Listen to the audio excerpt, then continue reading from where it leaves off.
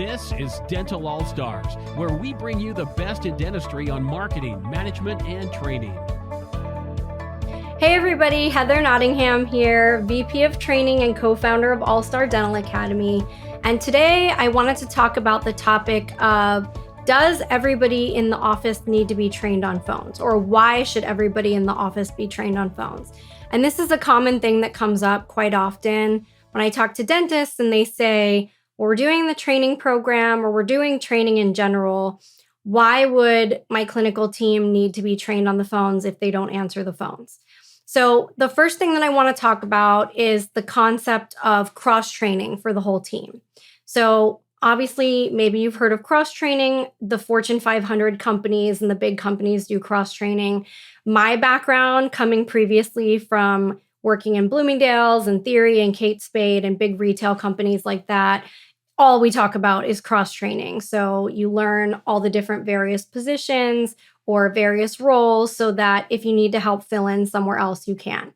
So how is cross-training beneficial for you and for your practice? So an example. So let's say you're short-staffed or really busy at the front office. Your phones are ringing off the hook, and do you just let it go to voicemail?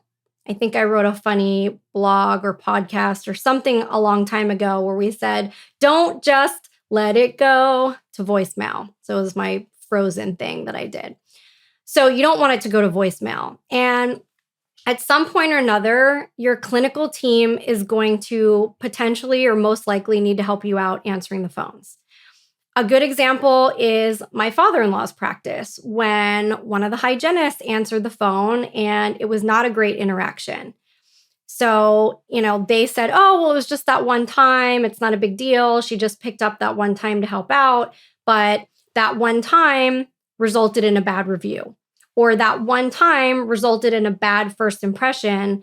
And it only takes one bad first impression to affect the entire practice. Right? Like one bad negative review on Google, it's not good.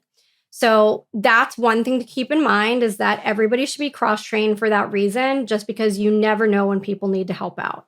So if a clinical team or non-admin team member answers the phone and does a poor job, it creates a negative, inconsistent impression in your practice. And this, like I said before, can lead to bad reviews or to patients not scheduling appointments.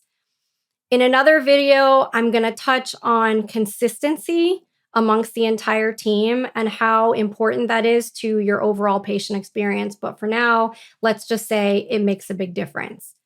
And so let's take a minute to think about how important the first impression is for your practice, right? It literally sets the tone for the entire interaction with the patient. So if you do a good job building rapport and trust, the patient is more likely to do treatment with you, show up for appointments, stay a lifelong patient of the practice. And this would be an ideal skill for everyone in the practice to know how to do. So I don't want you to think of it in terms of phone skills or phone verbiage. The team is not just learning phone skills, but more everybody's learning communication skills, and that's important. You know that the same questions that the patients ask over the phone, they're going to also ask when they come into the office, when they're sitting in the chair.